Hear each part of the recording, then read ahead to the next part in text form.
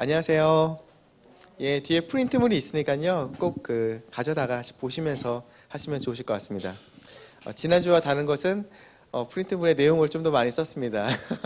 네, 조금 써주기를 바라시는 분들도 있으신 것 같아서 썼고요. 중요한 포인트들은 이렇게 제가 좀 공란을 좀 이렇게 비워놨는데 꼭 이렇게 들으시면서 그 내용을 좀 적어보시면 도움이 되실 것 같습니다. 우리가 계속해서 성경의 상세한 묘사라는 주제를 가지고 이야기를 하는데요. 이것이 어떠한 부분들을 이야기들만 자세하게 설명하고 있고 묘사한다는 게 아니라요. 단어들을 가지고 여러 가지 방향으로 설명하시거나 어떤 것들이 초점이 닿아왔을 때 실제적으로 어떤 의미들이 다가오기도 하고 여러 가지 방향들이 있는 거예요. 결국 단어들로 형성되어 있는 이 성경책이라는 것이 우리 눈앞에는 그림이 아니지만 우리 눈앞에 믿음으로 바라보았을 때는 어떤 그림과 같이 어떠한 모습들을 전체적으로 우리 앞에 소개를 하고 있다. 이 소개라는 것은 예수님에 대한 소개겠죠. 이런 것들 우리가 바라보게 됩니다. 근데 약간 우리가 어렸을 때 국어 시간으로 들어가게 된다면 우리가 문장의 구성 요소에 대해서 얘기를 하잖아요. 근데 모든 문장이 제일 중요한 게 주어가 있고 동사가 있다는 것을 배웠습니다. 뒤에 붙는 것들, 뭐 목적어라든지 보어라든지 어떤 수식어들은 이 두 가지에 대한 어떤 좀 더 부가적인 것들이에요. 근데 먼저 한번 이렇게 생각해 보게 된다면 문장에 있어서 주어는 말 그대로 주체예요, 주체. 뭔가 하는 주체가 되어서 행동을 하는 거예요. 행동이라는 것은 움직일 동자잖아요. 그러니까 동사인 거예요. 모든 문장에서는 주체가 있고 그 주체가 어떠한 행동을 하고 있다는 것을 우리가 생각해 봐야만 합니다. 그렇기 때문에 우리가 어떠한 문장들을 읽을 때, 성경을 읽을 때 그냥 흘러내려가는 내용처럼 그냥 물을 흐르듯이 보낼 게 아니라 이 문장이 무엇을 말하는지를 알고자 한다면 주어가, 그 주체가 무엇인가를 행하고 있다는 것에 대해서 이해를 해야 되는 거예요. 좀 더 설명한다면은 주어 동사가 있고 우리가 보통 말하는 목적어가 있다면 이 목적에 도달한다는 얘기죠. 그죠?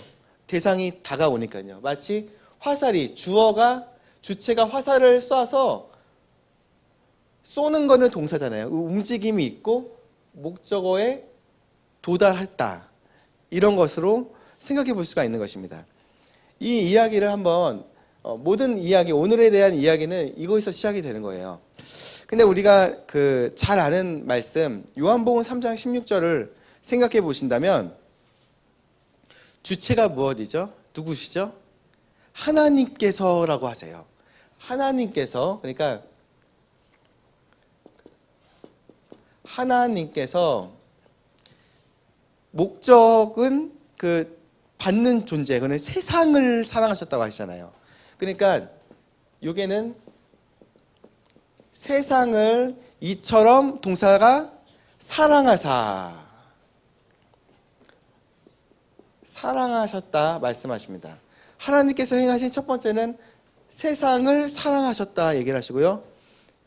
하나님께서 세상을 이처럼 사랑하사 자신의 독생자, 그러니까 유일하신 아들을 주셨다 하세요. 독생자를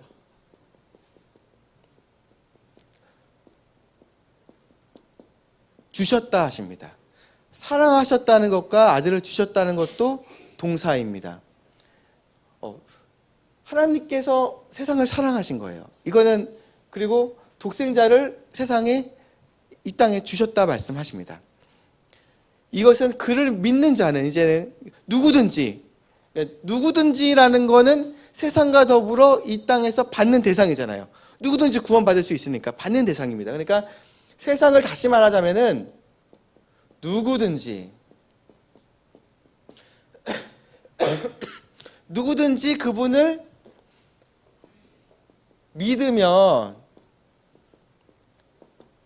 조건이 들어갑니다. 믿으면 멸망하지 않고 영존하는 생명을 주시겠다고 말씀하십니다.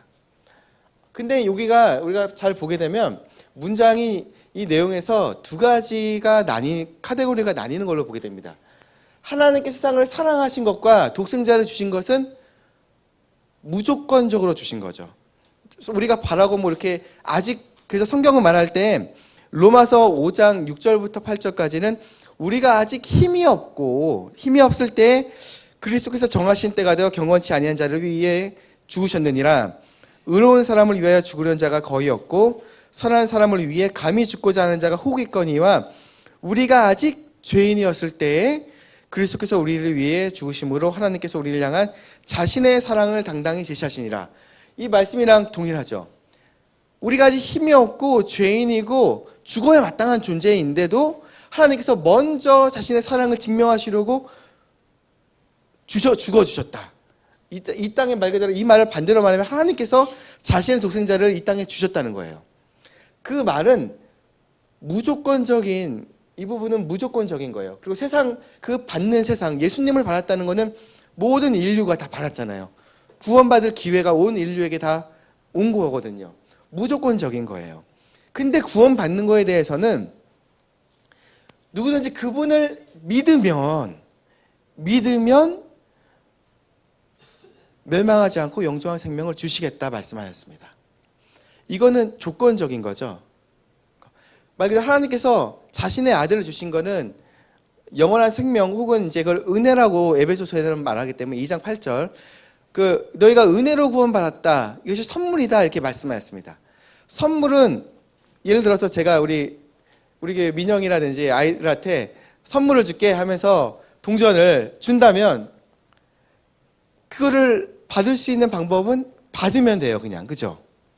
근데 그들이 안 받을 수 있는 방법이 하나 있는데 거절하면 되는 거예요.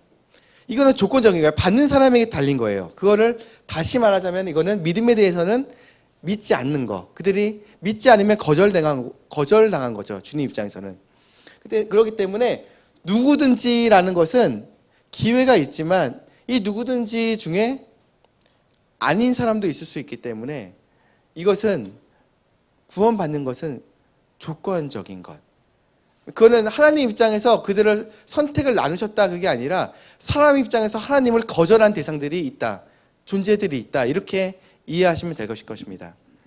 왜냐하면 이런 부분들에서 우리는 하나님께서 모든 사람을 위해 죽어주셨다고 믿고 또 어떤 사람도 지옥 갈 사람들을 정하셨다 이렇게 믿진 않잖아요. 왜냐하면 하나님은 모든 사람을 위해 죽어주셨는데 그들의 구원에 있어서 선택하셨다. 그러니까 선택해서 지옥 갈 사람들을 이미 정하셨다라고 저는 말하고 싶지 않아요. 하나님은 그런 분이 아니라 하나님은 사랑이시라 분명히 말씀하셨기 때문에 그리고 이처럼 보는 것처럼 누구든지 구원받는다 말씀하셨기 때문에 모든 사람에게 기회를 주셨다는 것을 우리가 알 수 있기 때문입니다. 우리가 모든 문장에 있어서는 주어가 동사를 통해서 어떤 일들을 행한다는 것을 우리가 지금 배우고 있습니다. 첫 번째 우리가 이와 같은 것들은 즉 요한복음 3장 16절을 통해서 배우는 것은 하나님께로부터 세상을 향한 어떤 방향성이 있다는 거예요. 하나님께서 세상을 향해서 어떤 일들을 행하셨다는 것을 알 수 있게 됩니다. 그렇다면은 우리 믿는 자들 또한 세상을 향해서 무언가를 행하는 것, 그러면 우리가 그 믿음을 가지고 살 때 무엇을 행해야 될지 필요하지 않겠습니까? 이제 두 번째는 우리 믿는 사람들이 믿는 자가 그러니까 하나님의 아들들이 된 예수님은 유일하신 독생자 하나님의 아들이셨고 우리가 예수님의 공로를 통해서 하나님의 아들들이 됐는데 하나님의 아들들인 이 성도들이 세상을 향해서 무엇을 행해야 되는지 그 방향성에 대해서 한번 보고자 합니다. 우리가 교회는 분명 세상에 속한 것은 아니다 믿습니다. 교회는 하나님께 속한 것이죠. 하지만 세상을 향한 임무가 있기 때문에 그러니까 미션이라고 하잖아요. 임무가 있기 때문에 이 땅에 아직 있다는 것을 우리가 생각해 봐야만 합니다. 요한복음 17장 18절은 예수님께서 이처럼 말씀하셨습니다. 아버지께서 나를 세상에 보내신 것 같이 나도 그들을 세상에 보내었고 주님께서 분명히 예수님께서 말씀하시기를 하나님 아버지께서 나를 이 땅에 보내신 것처럼 나 또한 나에게 속한 사람들을 세상에 보냈다고 분명 말씀하셨습니다. 그러면 이제 생각해 보게 됩니다. 분명 하나님께서는 원하시는 일들을 향해서 일을 하고 계신 분이에요. 하나님께서 말씀하신 것들이 헛되게 나에게 돌아오지 않는다고 구약에서 말씀하셨어요. 분명히 자신이 원하시는 일을 행하신다고 말씀하셨기 때문이죠. 그러면은 하나님께서는 허공에 날리는 의미 없는 화살들은 없는 거예요. 하나님께서는요. 뭔가 일을 행하신다는 것이죠. 그리고 우리가 책을 읽을 때 결말이 없이 대하소설을 2달 동안 읽었다면, 드라마를 6개월 동안 보았는데 결말이 없어요. 그러면은 여러분 마음이 얼마나 허무하시겠습니까? 그렇죠? 그런 것은 하나님께 속한 것이라 생각할 수가 없는 거예요. 성경에도 이처럼 신구약을 통해 가지고 이처럼 많은 이야기들이 있는데 우리를 향해서 어떤 결말이 없었다면 읽을 의미가 별로 없을 것 같아요. 하지만 분명한 결말이 요한계시록에 우리를 위한 그 결말이 잘 쓰여 있습니다.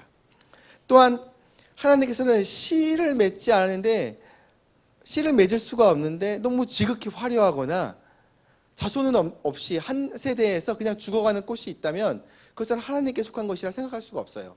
자손을 계속 번창하면서 그것이 자라기를 원하실 것이기 때문이죠.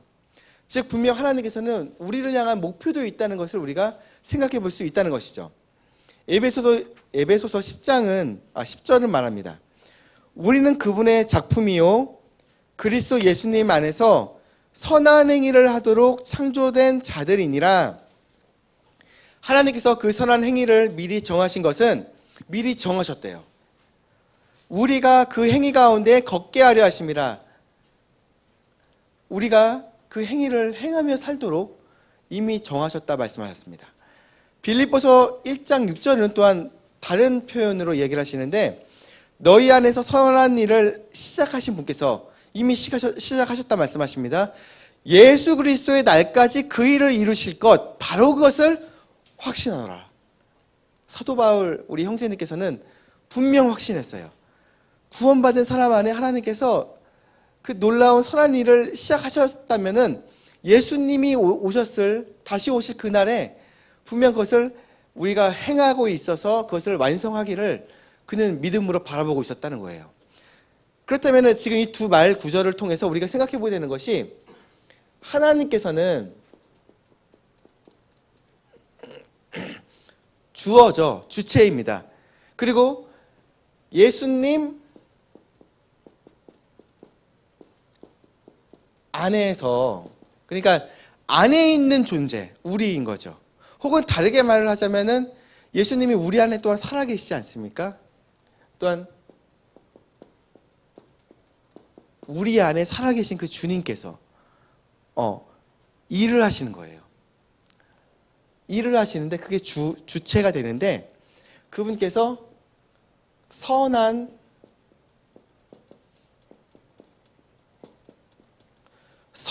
일을 행하시는데 언제까지 행하시느냐? 예수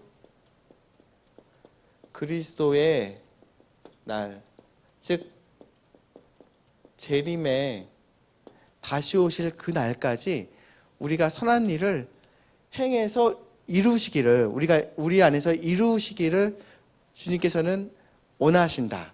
이미 그것을 시작하셨던 분께서 그날까지 행하실 것이다, 이렇게 말씀하셨기 때문인 거죠. 즉 세상의 사상을 향해서 우리가 예수님처럼 그러니까 뭔가 이 땅에서 일을 하고 있는 존재라는 거예요. 그 일이라는 것은 하나님께 속한 것들, 선한 일, 마귀의 일을 반대로 말하자면 마귀의 일을 깨부수시는 것, 그 일을 위해 주님께서는 오셨고, 또한 우리가 그냥 마귀에게 매일 지고 져서 주님 왔을 때 부끄러운 인생으로서 발견되는 것이 아니라, 어찌 보면은 선한 일을 통해서 주님께서 내 안에 살아계시는 주님께서 일하여서 드러내시고, 또한 내가 예수님 안에 있을 때 그 평온하게 주님께서 나를 통해서 일하시는 것들을 통해서 선한 일을 행하신다. 이것들을 생각해 보게 됩니다.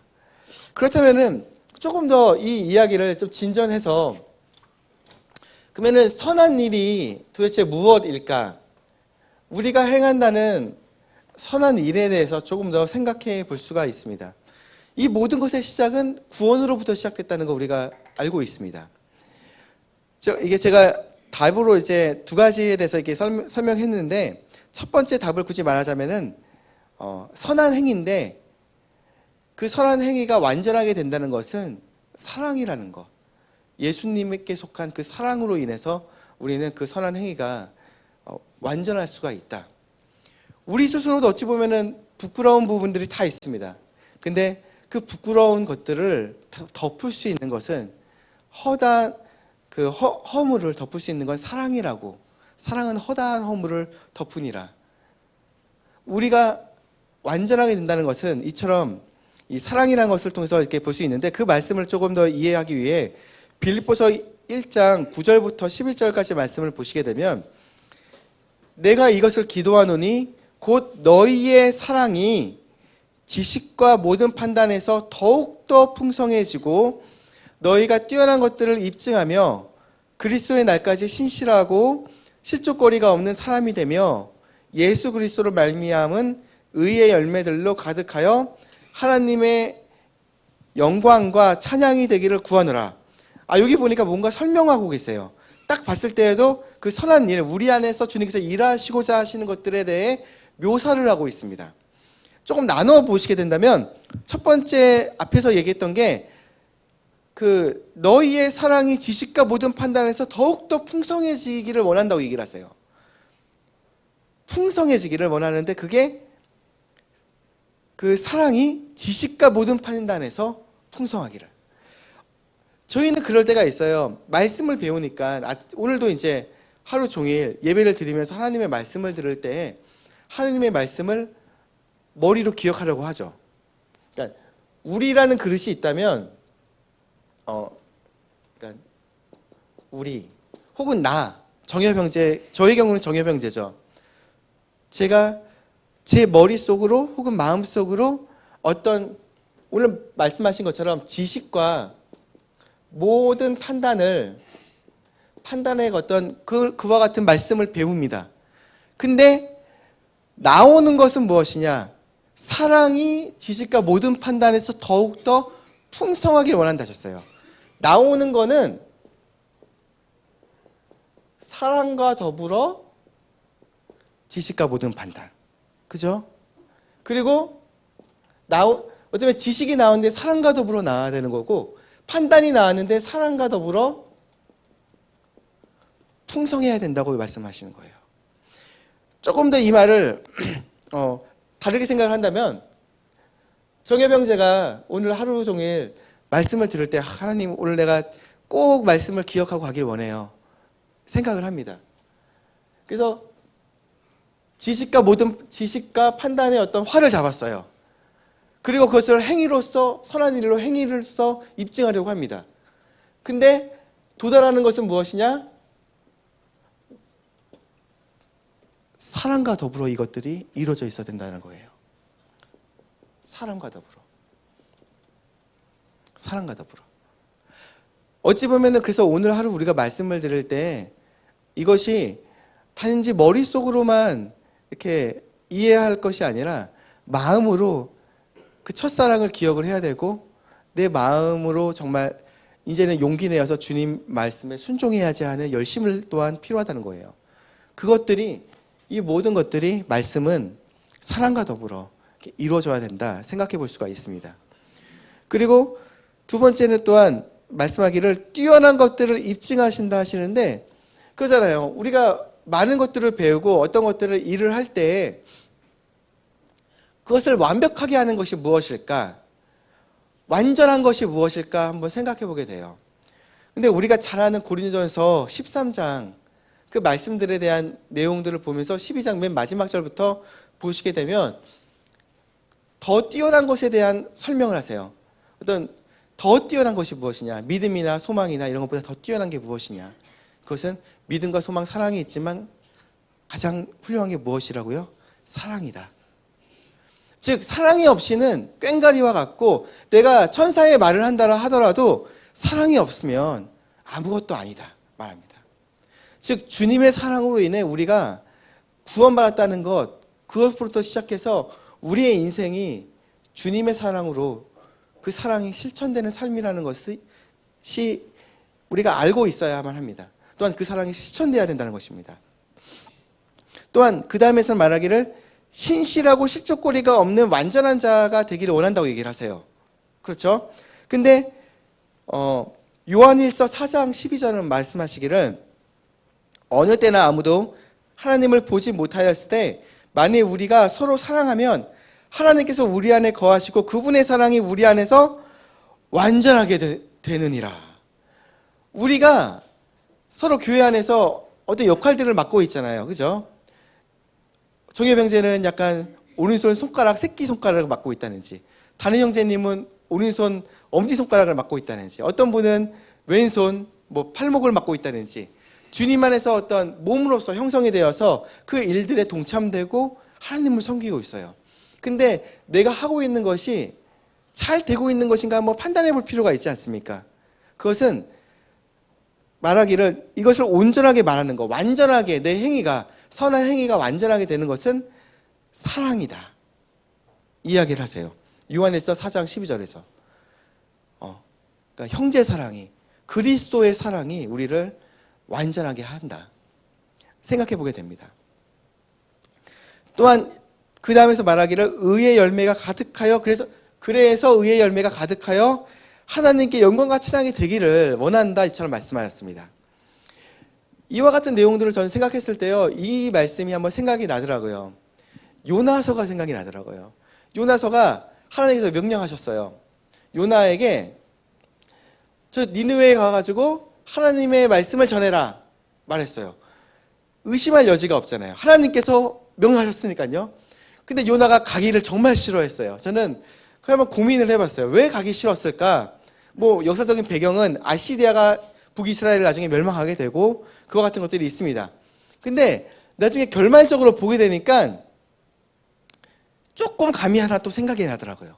뭐였냐면은 구약에서 유일하게 자신에게 하나님께서 명령하셨는데, 말씀을 명령하셨는데 성취가 안 된 대언자예요.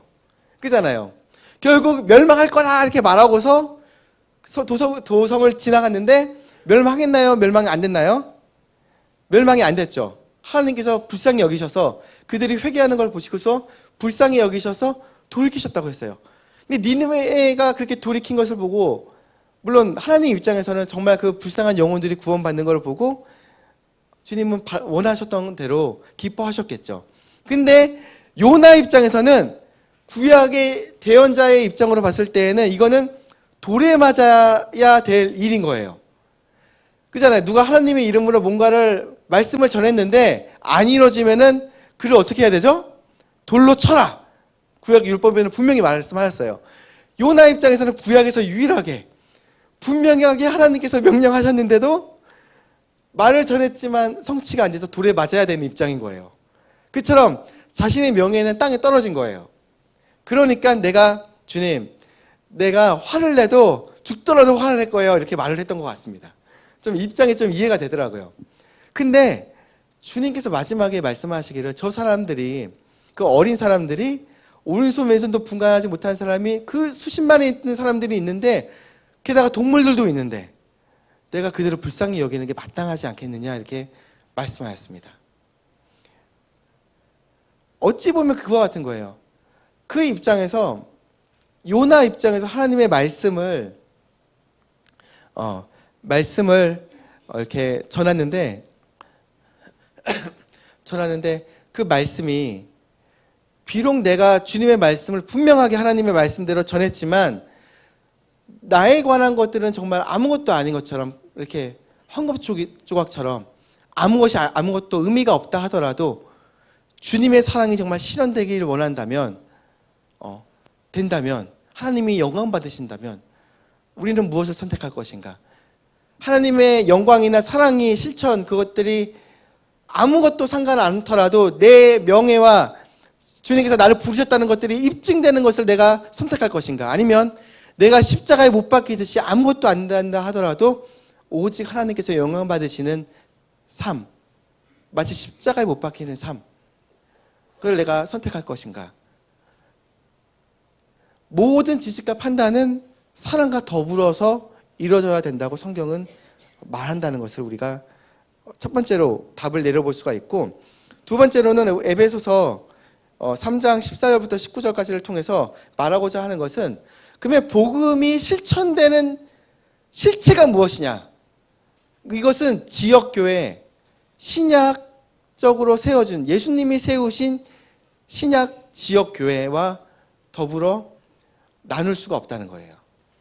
에베소서 3장 14절부터 보게 되면 이런 까닭에 내가 우리 주 예수 그리스도의 아버지 곧 하늘과 땅에 있는 온 가족에게 이름을 주신 분께 무릎을 꿇고 비나니 그분께서 자신의 영광의 풍성함에 따라 자신의 영을 통해 너희 속사람을 능력으로 동사가 나오죠. 강건하게 하시고 믿음을 통해 그리스도께서 너희 마음속에 거하게, 동사죠. 거하게 하시고 하나님께서 거하게 하신대요. 그리고 또 너희가 사랑 안에서 뿌리를 내리고, 동사죠. 뿌리를 내리고 털을 잡아 능히 모든 성도와 함께 너위와 길이와 깊이와 높이가 어떠함을 깨닫게 하시고 지식을 뛰어넘는 그리스도의 사랑을 알아 하나님의 모든 충만하심으로 충만하게 되기를 원하시니라. 동사들을 우리가 발견하게 돼요. 하나님께서 그와 같은 것을 너희의 삶 안에 행하기를 내가 기도한다, 원한다, 사도 바울이 말했습니다. 그렇기 때문에 우리 입장에서는 동사로서 하나님께서 말씀하신 것들이, 하나님께서 우리의 삶 안에 그것들이 이루어지길 원하신다는 것을 우리가 생각해 봐야만 합니다. 근데 모든 것들이, 이 동사로서 말씀하시는 것들이 어떠한 묘사입니까?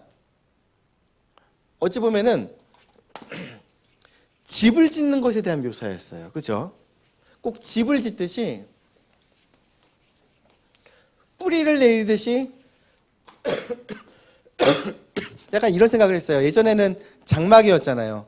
이렇게 막 진 같은 걸 이렇게 박잖아요. 이렇게 정으로다가 박기도 하고 그랬는데, 굳이 요즘 우리 입장에서 말한다면은 기초를 파가지고 이렇게 그 기초를 다지죠. 기초를 만드는 거죠. 그리고 그것 안에 세워지고 그 모든 높이가 어떠한지, 그리스도 안에서 그 깊이가 어떠한지, 그리고 그것의 넓이가 어떠한지, 이 모든 것들을 너희가 알기를 원한다 얘기하셨어요. 그렇다면 이게 지금 집으로서 설명하고 있는데, 예수님 안에 거하는 그 모든 은혜들을 집으로 설명하고 있는데, 우리가 알다시피 예수님 안에 우리가 속해져서 교회에 대해서 설명할 때 몸으로서 설명도 하지만 집으로서 설명한다는 것을 우리가 성경을 통해 많이 배웠었습니다. 즉 우리가 속했다는 것은 주님의 몸에 속했다는 거예요. 교회잖아요. 우리가 교회에 속했다는 것을 말한다는 거예요. 이 이야기를 왜 하느냐?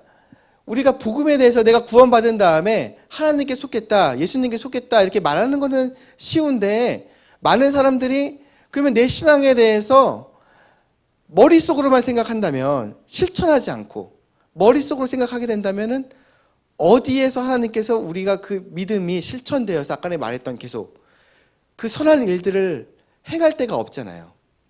머릿속으로만 생각하면 행할 데가 없잖아요. 행함이 없으니까. 그러면은 반대로 우리의 상급 또한 없겠네요. 그렇죠? 선한 일을 한 게 없는데 어떻게 상급을 받을 수가 있겠습니까? 어찌 보면 우리가 교회에서 더해져서, 주님의 몸에 더해져서 내가 그 역할들을 맡고 형제 사랑으로 계속해서 그 선한 일들을 행할 때 주님께서 이 하늘에서 올라갔을 때 주실 상급을 쌓게 해주시려고 기회를 주신다고도 우리가 생각해 볼 필요가 있는 것입니다. 복음이 지식적으로만 끝난다면, 지식으로만 끝난다면은, 그리고 실체가 없다면, 교회라는 그 실체가 없다면 불교나 힌두교나 그런 것들과 차이가 없을 거예요. 어떤 사회주의 그런 사상들과 차이가 없을 거예요. 근데 실제적으로 선한 행위를 그 믿음이 예수님의 몸에 더해져서 행한다는 거예요. 요즘에 사람들이 농담으로 말하기를 세상에서 제일 큰 교회 이름 아시나요? 세상에서 제일 큰 교회? 유튜브 교회라고 합니다. 유튜브 교회.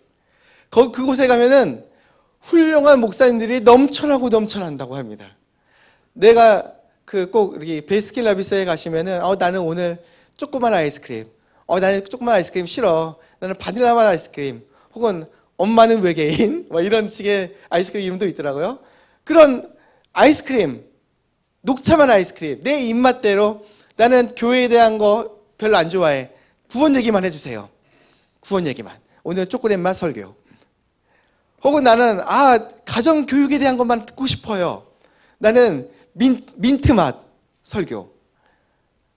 이거는 근데 문제는 만약에 그렇게만 신앙생활을 한다면 어디에서 예수님의 몸에 더해져서 내가 어렵지만 형제들을 위해 기도하고 어찌 보면 나의 어떤 문제들 내 안에 숨겨져 있지만 형제들과 사랑으로서 말하지만 섬길 때에 조금은 드러날 수 있는 나의 육체적인 모습들조차 기도로서 가져가서 주님 앞에서 다듬어지고 정말 정직하게 하나님 앞에서 그런 기회들이 없잖아요. 이처럼 베스킨라빈스 혹은 유튜브식의 머릿속으로만 듣고 모든 행함이 없는 그런 식의 신앙이라면요. 근데 교회에 왔을 때는 모든 것들이 가능해요. 형제 사랑을 실천할 수가 있고요. 저 형제가 요즘에 힘들지. 기도해야겠다. 잠을 자다가도 어떤 때는 저도 그렇잖아요. 우리 그러잖아요. 어떤 형제가 자꾸 생각나요. 하나님께서 기도하라고 명령하세요. 자다가도 일어나가지고 기도할 때가 있잖아요. 이처럼 주님께서 우리에게 명령하시는 것들을 통해 실천할 수 있는 거예요. 이 모든 것들이 왜냐? 지금 계속 말하는 것들이 모든 문장들은 하나님께 주신 말씀들은 주체가 있고 주체를 통해서 하나님께서 동사들을 통해서 즉 설명하고 계셨어요. 무언가 행하기를 원한다. 그래서 뭔가 너희가 선한 일 어떤 것을 이루기 원한다. 계속 설명하셨어요. 문장들을 읽을 때 동사나 주어가 없는 어떤 문장이 있으신가요? 없죠. 모든 문장은 이와 같은 것들로 존재합니다. 즉 우리는 내가 정말 구원받았다면 내 구원이 이루어진 곳이 그래서 복음을 통해서 주님께서 도달하기를 원하셨던 곳이 교회라는 것을 우리는 기억해야만 합니다. 왜냐? 예수님께서 자신의 핏값을 통해 무엇을 사셨다고 말씀하십니까? 교회를 사셨다고 말씀하세요. 즉 한마디로 핏값을 통해서 우리를 구원하셨다는 것은 무엇을 이루기 원하셨는가? 신약 지역 교회를 성경대로 믿고 성경대로 하나님을 사랑하는 그 성도들의 모임을 그 순결한 주님의 신부의 그 모습을 자신의 핏값으로 사기 원하셨다고 말씀하신 거예요. 우리는 분명히 이 부분들에 대해서 좀 이러한 신앙관 안에서 좀 살아야 될 것 같습니다. 이런 믿음이 없으면은 좀 사람들이 쉽게 말하는 것들에 움직일 수가 있어요. 이런 거 필요 없어. 교회들이 왜 저러느냐 이러면서 상관하지 마. 그냥 교회 가지 말고 집에서 신앙생활만 해. 유튜브 보니까 많은 거 많더라. 근데 하지만 그렇게 되면은 하나님의 몸에 더해졌다고 말할 수가 없어요. 그렇죠? 예수님 또한 피값으로 교회를 샀는데 나는 교회라고 말할 수 없잖아요. 나 혼자 신앙생활 하고 있는데 내 가정만 따로 신앙생활 하고 있는데 교회와 더해지지 않으니까요. 우리는 좀 이런 신앙관에 대해서 좀 생각해 볼 필요가 있습니다. 마지막으로 우리가 요한일서 3장 21절부터 24절까지 말씀 한번 읽어보면서 묵상을 해보면서 마치고자 하는데 우리 같이 한번 읽어보실까요? 우리 요한일서 3장 21절 24절 제가 드렸던 프린트물의 맨 마지막에 있습니다. 예, 시작. 사랑하는 자들아, 만일 우리 마음이 우리를 정죄하지 아니하면 우리가 하나님을 향해 확신을 갖고 무엇이든지 우리가 구하는 것을 그분께서 받나니, 이는 우리가 그분의 명령들을 지키고 그분의 눈앞에서 기쁨이 되는 그 일들을 행하기 때문이라. 그분의 명령은 이것이니 곧 우리가 그분의 아들 예수 그리스도의 이름을 믿고 그분께서 우리에게 명령을 주신 대로 서로 사랑하는 것이라.